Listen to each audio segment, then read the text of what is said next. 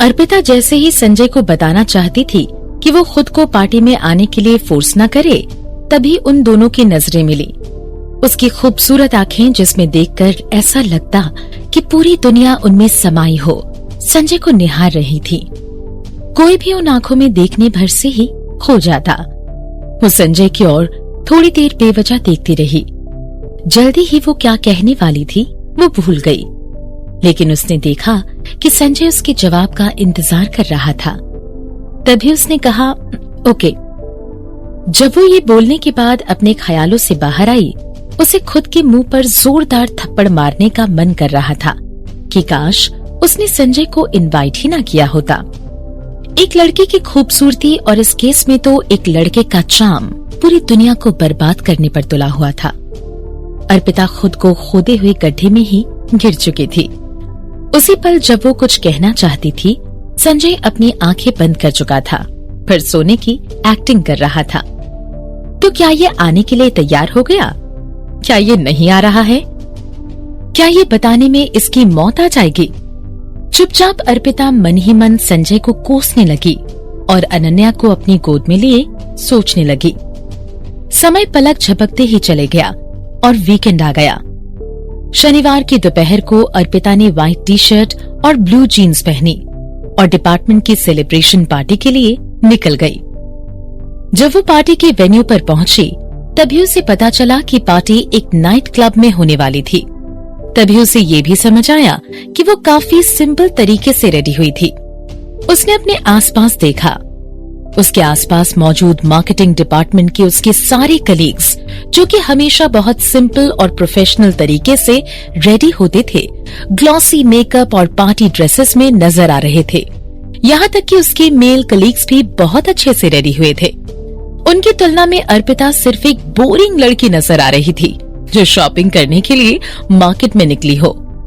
उसके आसपास मौजूद सारे लोग बहुत खूबसूरत लग रहे थे और अकेली वो ही बहुत ऑड नजर आ रही थी। सुपरवाइजर अर्पिता, आप ऐसे क्यों तैयार हुई हैं?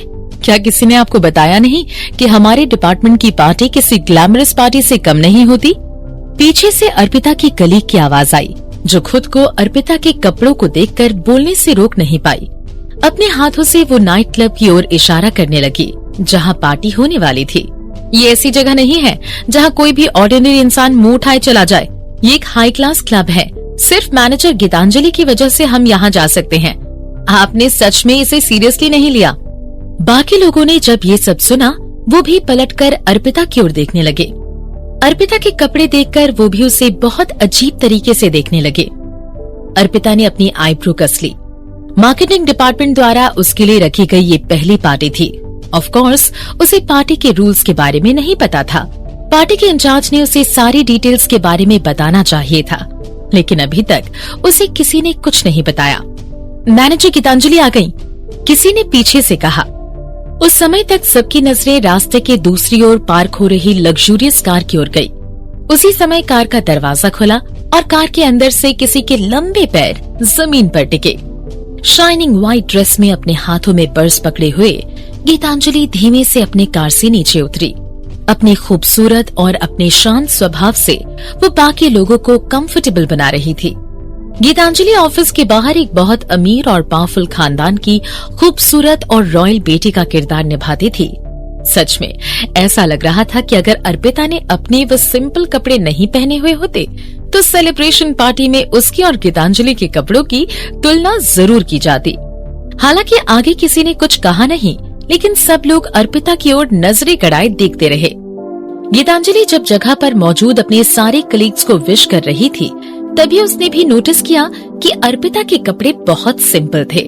हैरान हुई गीतांजलि कहने लगी, सुपरवाइजर अर्पिता को इसके लिए ब्लेम मत कीजिए। वो पहली बार डिपार्टमेंट की पार्टी में शामिल हुई हैं। उन्हें सारे रूल्स पता होंगे ऐसा जरूरी तो नहीं। मैं ये अपने दिमाग में रखूंगी और आगे से अपने सेक्रेटरी को आपको याद दिलाने के लिए कह दूंगी।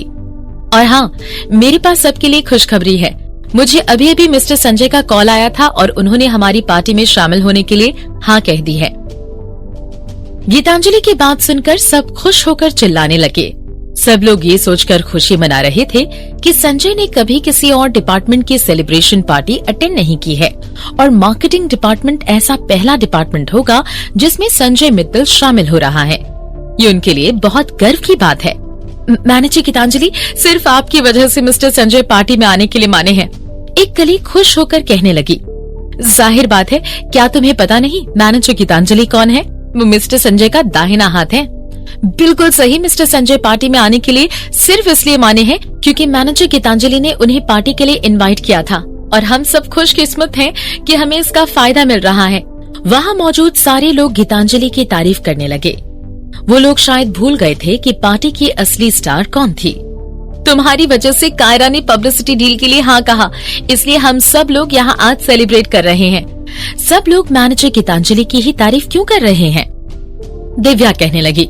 वो मित्तल कॉर्पोरेशन में इंटर्न थी जो कि अर्पिता के साथ बहुत अच्छे से पेश आती थी। जब से अर्पिता ने सुना था कि संजय पार्टी में आ रहा है, वो अपने ख्यालों में ही खोई हुई थी।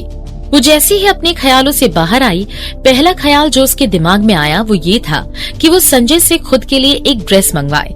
उसके लिए एक ड्रेस लाने में संजय को कोई परेशानी नहीं होनी चाहिए थी। अर्पिता ने अपनी जीन्स की पॉकेट से अपना फोन निकाला और चुपचाप एक टेक्स्ट मैसेज किया। जब उसने ऊपर देखा, उसने गीतांजलि को कहते हुए देखा कि मिस्टर संजय हमारी सेलिब्रेशन पार्टी के लिए इसलिए अटेंड करना चाहते हैं क्योंकि वो हमारी काबिलियत को अच्छे से जानते हैं और इतने सारे प्रोजेक्ट में दिए गए हमारे योगदान को वो सराहना चाहते हैं। मैंने तो सिर्फ आप लोगों को गाइड किया है, मुझे इतना सब क्रेडिट मत दीजिए। उसके शब्दों से साफ पता चल रहा था कि वो सबको ये दिखाना चाहती है कि संजय सिर्फ उसके कहने पर ही पार्टी में आ रहा था। सब लोग और भी ज्यादा खुश होने लगे और फिर वो लोग गीतांजलि और संजय की जोड़ी बनाकर उन्हें चिढ़ाने लगे। गीतांजलि ने कुछ कहा नहीं, लेकिन वो उनके चिढ़ाने पर मुस्कुराने लगी। बाहर खड़े नहीं रहते, प्राइवेट रूम रेडी है तो अंदर चलकर इंतजार करते हैं। गीतांजलि ने जब देखा कि लगभग सारे लोग आ गए हैं तो वो सबको अंदर चलने के लिए कहने लगी। मैनेजर गीतांजलि, मिस्टर संजय पहली बार किसी डिपार्टमेंट की पार्टी में शामिल हो रहे हैं, क्या हमें बाहर ही उनका इंतजार नहीं करना चाहिए? पीछे से किसी ने सुझाव दिया। मैं भी मिस्टर संजय का इंतजार करना चाहती हूँ, मैंने कभी उन्हें काम के अलावा नॉर्मल लुक में नहीं देखा है, पीछे से कोई कलीग कहने लगी। उनकी बातों से साफ पता चल रहा था कि संजय उसे बहुत पसंद था। मैं मिस्टर संजय को नॉर्मल कपड़ों में देखना चाहती हूँ, क्या तूफान आ जाएगा ना उनके आने से? एक सेकंड पहले वो शहर की सबसे बड़ी कॉर्पोरेशन के मार्केटिंग डिपार्टमेंट के एक्सपीरियंस्ड और प्रोफेशनल एम्प्लॉयज थे और अब सारे लोग संजय मित्तल का नाम आते ही ऐसे बिहेव कर रहे थे जैसे उनकी सालों की ख्वाहिश पूरी होने वाली हो। अब जो कि हर कोई बाहर रहकर संजय का वेट करना चाहता था, तो गीतांजलि भी उन्हें मना नहीं कर सकती थी। वो भी मार्केटिंग डिपार्टमेंट के अपने कलीग्स के साथ नाइट क्लब की एंट्रेंस पर खड़े होकर संजय का इंतजार करने लगी। अर्पिता भी उस भीड़ का हिस्सा थी, लेकिन उसकी नजरें कहीं और थी। वो तो ना जाने कब से अपने फोन को घूरे जा रही थी, जो कि संजय ने उसके टेक्स्ट मैसेज का रिप्लाई भी नहीं किया था। वो नहीं बता सकती थी कि संजय उसकी हेल्प करने भी वाला है या नहीं। आसपास कोई शॉपिंग मॉल भी नहीं था जहाँ से वो उसके लिए कोई ड्रेस खरीद सके। वो आ गए, वो आ गए, कोई एंट्रेंस की ओर इशारा करते हुए सबको बताने लगा। एक luxury sport car night club के एंट्रेंस पर आकर रुकी। गाड़ी के अंदर से संजय की छवि साफ नजर आ रही थी। वो काफी हैंडसम दिख रहा था।